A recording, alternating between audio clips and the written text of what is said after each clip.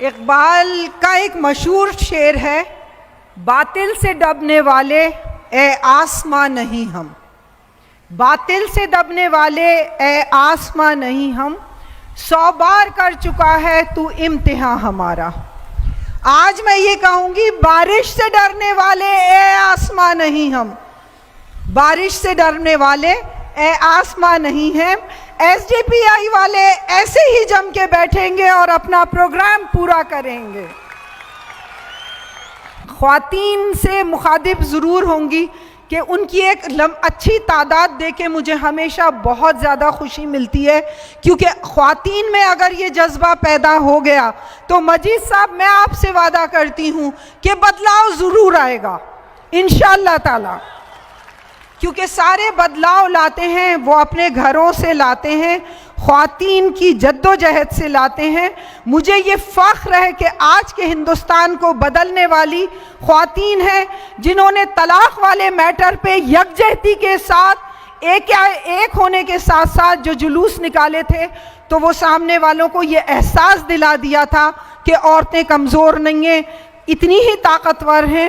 آپ کے لیے ہمیشہ ہار جیت کی پرواہ کبھی کرنا ہی نہیں چاہیے، لیکن یکجہتی سے لڑنا، اپنی بات کو منوانا، دکھانا، یہ ایک بہت بڑا معنی رکھتا ہے۔ اس کے بعد این آر سی کون تھا؟ وہ شاہین باغ سے ہی شروعات ہوئی تھی عورتوں کی، ان خواتین کی جنہوں نے یہ بتایا تھا۔ یہ مسلمانوں کا مسئلہ نہیں تھا، این آر سی خواتین کا مسئلہ نہیں تھا، یہ سارے ہندوستان کا مسئلہ تھا، لیکن لوگوں نے اسے صرف مسلمانوں کا مسئلہ بنایا، اور ان اپنے بھائیوں اور ان سارے اپنے رشتہ داروں کی خاطر وہ بارش میں بھیگتی ہوئی، اپنے بچوں کی قربانی دیتی ہوئی وہ خواتین تھیں جنہوں نے پورے ہندوستان کو ایک بار ہلا کے رکھ دیا تھا کہ ہم کمزور نہیں ہیں۔ میں مبارکباد دیتی ہوں اپنی ان ساری بہنوں کو۔ ہم آزادی کی بات کہاں سے شروع کرتے ہیں؟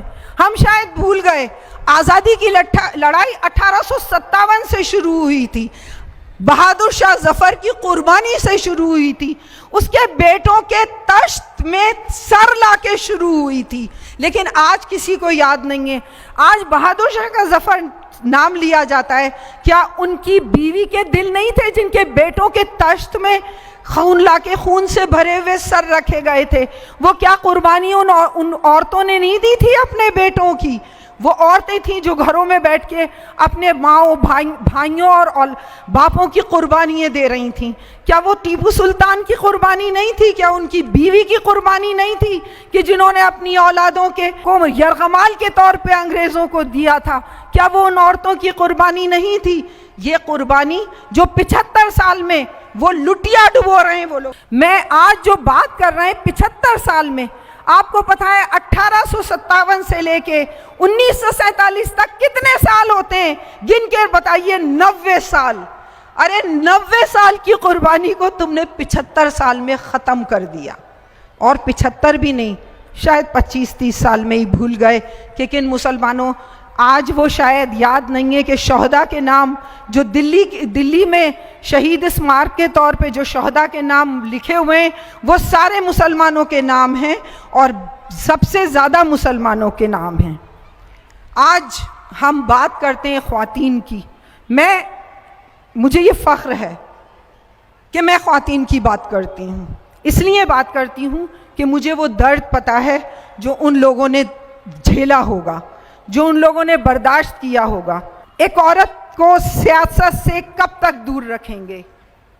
آپ کے پاس آبادی کا آدھا حصہ خواتین کا ہے، آپ کو خواتین کو سیاست میں لانا پڑے گا۔ اگر 30% پہ بات ہوتی ہے تو آپ کو خواتین کو کہاں سے ڈھونڈو گے؟ یہ بات مجھے بتاؤ۔ میں اپنی بہنوں سے مخاطب ہوں، مجھے یہ فخر ہے کہ کرناٹکا میں ایک اچھا ریشو ہے ایجوکیشن کا، اور اس ایجوکیشن کے ریشو پہ بات کرتے ہوئے میں کہتی ہوں کہ آپ کو ایک ووٹ دینے کی ہر ایک کو آزادی ہے، جس طرح ایک مرد کو آزادی ہے ایک ووٹ دینے کی، ایک عورت کو بھی آزادی ہے۔ ہم اپنے دماغ سے کیوں نہیں چلیں گے؟ ہم یہ کیوں نہیں آ کے، اگر ہمارے پاس کوئی ایم ایل اے، یا میں تو بہت چھوٹی بات کرتی ہوں، ہم گھروں میں رہنے والی خواتین ہیں، اگر کوئی آ کے ہم سے ووٹ مانگ رہا ہے تو پلیز ہنس کے یہ تو پوچھ لیجئے، چاہے وہ پارشد کے الیکشن کی بات میں تو آپ سے شروعات سے یہاں سے نیچے لیول سے کرتی ہوں، ان سے ہاتھ جوڑ کے یہ تو پوچھ لیجئے کہ محلے میں کبھی آ کے ہمارے حال پوچھے تھے؟ آج ووٹ لینے آئے ہو، یہ نالیاں سڑ رہی ہیں، کبھی آ کے دیکھی تھیں جو آج ووٹ لینے آئے ہو؟ کیا ہمارے حقوق کی کبھی پائیداری کی تھی کہ ہمارے محلے میں کیا اسپتال ہے؟ کیا ہمارے محلے میں کوئی اسکول ہے؟ کیا کسی نے آ کے ہم سے یہ پوچھا تھا؟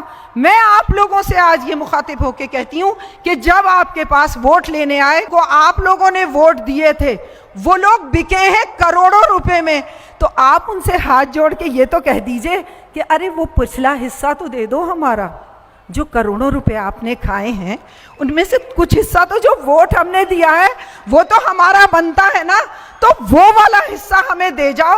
جب آپ وہ حصہ ہمارے پیسوں کا دے دو گے تو نیکسٹ ووٹ ہم آپ کو ضرور دیں گے۔ بکاؤ قوم، بکاؤ لوگ۔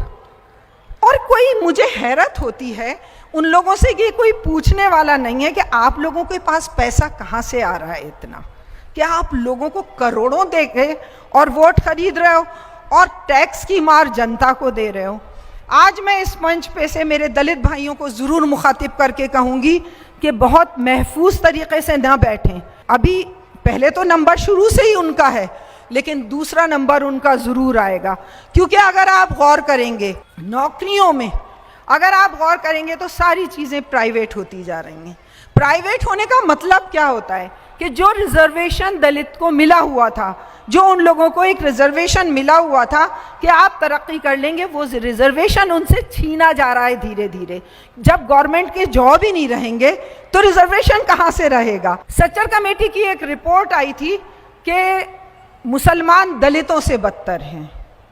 آپ کیا سمجھتے ہیں؟ کیا وہ ہمدردی میں آپ کے رپورٹ آئی تھی؟ نہیں، انہوں نے بی جے پی کو یہ دکھایا تھا کہ دیکھیے آپ تو کھل کے آ رہے ہو، لیکن ہم نے ان کو اتنے سالوں میں اس حالت پہ پہنچا دیا ہے کہ یہ دلتوں سے بدتر ہیں۔ دیکھیے ہم آپ سے کم نہیں ہیں۔ آپ کو کب تک کانگریس ووٹ ڈراتی رہی؟ آپ ہمیں ووٹ دو نہیں تو بی جے پی آپ کو مار ڈالے گی، اور اس کا فائدہ بی جے پی نے اٹھایا۔ آج کس چیز کی راجنیتی ہے؟ آپ کیا راجنیتی جانتے ہو اسے؟ آج راجنیتی کہتے ہو اسے؟ یہ راجنیتی ہے دھرم کی راجنیتی۔ شاید آپ کو پتا ہوگا کسی بھی ظالم کا انت ہوتا ہے انہی لوگوں کے ہاتھوں میں جو ان کے فالوور ہوتے ہیں۔ نیتاؤں کے بچے پڑھتے ہیں آکسفورڈ میں، یونیورسٹیز میں، بڑے بڑے باہر جرمن جاتے ہیں، کینیڈا جا رہے ہیں، اور عام ہندو ہے۔ میں تو ہندوؤں سے بھی ہمدردی رکھتی ہوں۔ کیوں رکھتی ہوں؟ کہ وہ بیوقوف بن رہے ہیں، اور ایک وقت آئے گا جب ان کو ہوش آئے گا نا تو ان کے پاس کوئی چارہ نہیں رہے گا۔ اور آپ کے بچے کیا کروا رہے ہیں؟